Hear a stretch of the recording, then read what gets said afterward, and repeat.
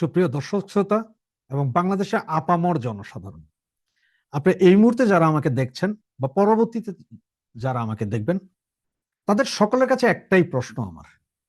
আমরা সকলেই বাংলাদেশি এবং আমরা সকলেই বাংলাদেশকে ভালোবাসি। তাই আপনাদের কাছে একটি প্রশ্ন, এই পাক ভারত যুদ্ধ, পাকিস্তান ভারত যুদ্ধ, সেখানে আমাদের কাজটা কি বা আমরা কেন জড়িয়ে যাচ্ছি? আপনার থাম্বেলটা দেখেছেন, পরবর্তী ঘটনাগুলো বলছি, আপনাদের সাথে আলোচনা করছি পরবর্তী ঘটনা, যে কেন আমি বলতে গেলাম যে পাক ভারত যুদ্ধে আমাদের কাজটা কি বা আমি কেন এই থাম্বেলটা দিয়েছি, সেই বিষয়টা নিয়ে আপনাদের সাথে আলোচনা করছি। তো প্লিজ তার আগে একটু সাবস্ক্রাইব করুন এবং বাকিদেরকেও সাবস্ক্রাইব করতে উৎসাহিত করুন।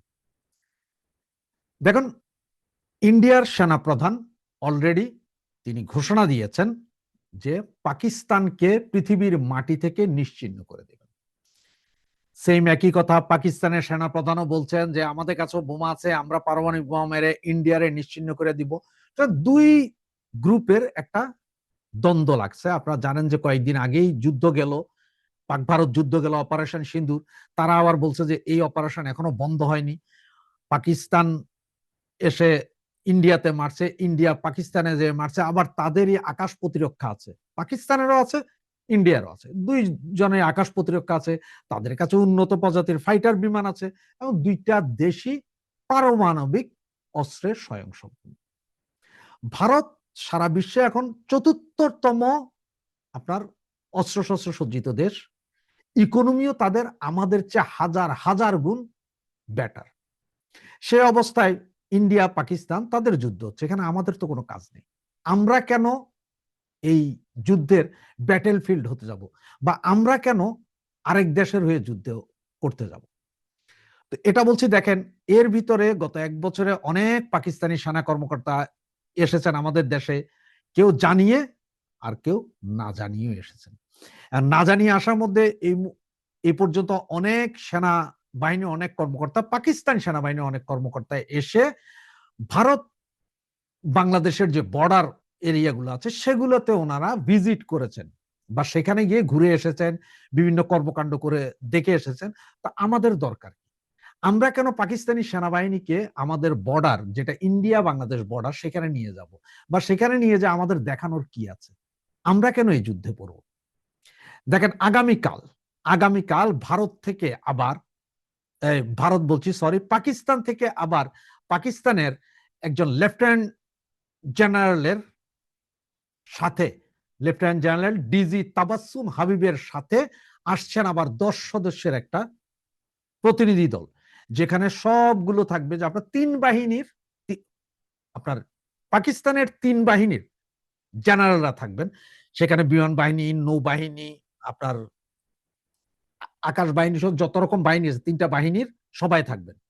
মানে আপনার সেনা, নৌ এবং বিমান, তারা আসবেন বাংলাদেশে এবং বাংলাদেশে তাদেরকে অভ্যর্থনা জানাবেন হচ্ছে যে আমাদের তিন বাহিনীর লোকজন। এবং সেখানে আছেন যে আমাদের তিন বাহিনীর মধ্যে সেনাবাহিনীর একজন জেনারেল, যিনি কামরুল হাসান নামে পরিচিত, উনি ওনাদেরকে রিসিভ করবেন এবং 4 দিন যাবত আমাদের দেশে থাকবেন, জাস্ট 9 তারিখ পর্যন্ত। এবং এই 9 তারিখের ভেতরে ওনারা আমাদের বাংলাদেশের বিভিন্ন সেনা ক্যাম্প ঘুরবেন এবং বর্ডার এরিয়া পরিদর্শন করবেন। যখন আমরা যুদ্ধ অবস্থায় আছি, যে আপনারা দেখছেন যে পাকিস্তানের সেনাবাহিনী কর্মকর্তারা যদি এভাবে আসে, আর যেহেতু ইন্ডিয়ার এই যে জয়সওয়াল, উনিও বলেছেন যে আমরা যুদ্ধ অবস্থায় চলে গেছি। কারা? ইন্ডিয়া যুদ্ধ অবস্থায় গেছে।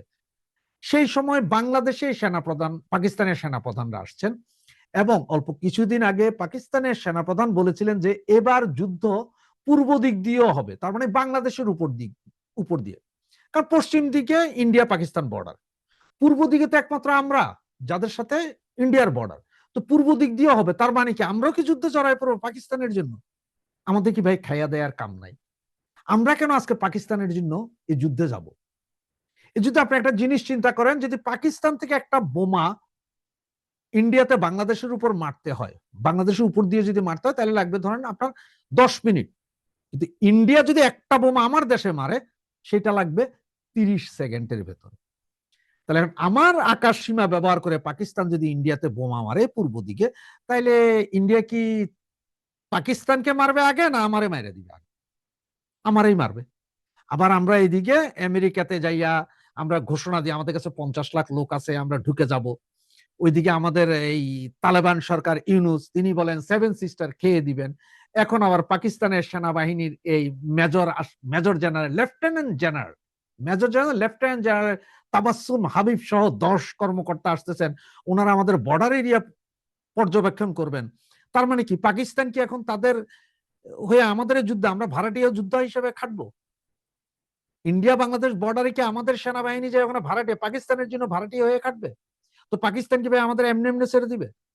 পশ্চিম দিকে ওরা পাকিস্তানের মাইরা উড়ে ফেলাবে, এই দিকে এসে পাকিস্তানের মাইরা মারবে আমাদেরকে, আমরা তো শেষ, আমরা তো ধ্বংস।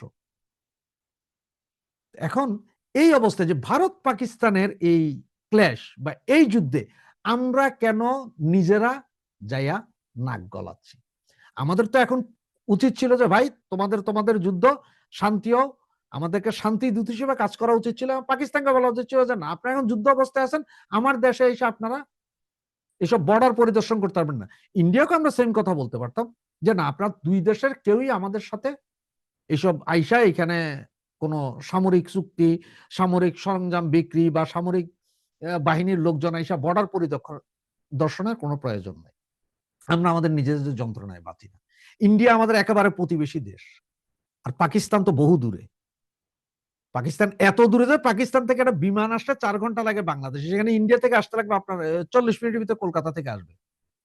কারণ ইন্ডিয়া যদি আমাদের উপর আক্রমণ করে, পাকিস্তান যখন এই পূর্ব দিকে আমাদের উপর আকাশ সীমা দিয়ে আক্রমণ করবে, তারা পশ্চিম দিক দিয়ে আক্রমণ করবে, তো ইন্ডিয়ার কাছে আকাশ প্রতিরক্ষা আছে, আমাদের কাছে কিছুই নেই। ইন্ডিয়া যদি মনে করে যে না আমাদেরও শায়েস্তা করতে হবে, তো ইন্ডিয়া থেকে তা বোমারু বিমান পাঠালে মাত্র 30-32 সেকেন্ডে আমাদের দেশের উপর বোমারু বিমান চক্কর দিবে। তো পাকিস্তান কি আমাদের বাঁচাইতে আসবে? পাকিস্তান তো নিজেই যুদ্ধ বসে, সে নিজে বাঁচবে না আমাদের বাঁচাবে।